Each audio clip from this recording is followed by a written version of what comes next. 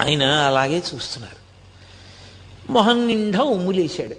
ఆయన అలాగే చూశారు. ఏం చేస్తాడు ఇంకంతకన్నా? నీకు బుద్ధి లేదన్నాడు, వెళ్ళిపోయాడు. నేను అసలు ఈ కొండ మీద ఉండను, నువ్వు ఏమనుకుంటున్నావో, నేను లేకపోతే నీకు గౌరవం ఉందనుకుంటున్నావా? నా శిష్యుణ్ణని చెప్పాను కాబట్టి వస్తున్నారు నలుగురును అంటే, నలుగురు రాకపోతే ఆయన బెంగపెట్టుకుంటాడని ఆయన ఉద్దేశం. అసలు నిజమైనటువంటి భక్తుడు మనుష్యులకు ఎంత దూరంగా ఉందామా, ఎంత ప్రశాంతంగా ఉందామా అని వెంపర్లాడతారు.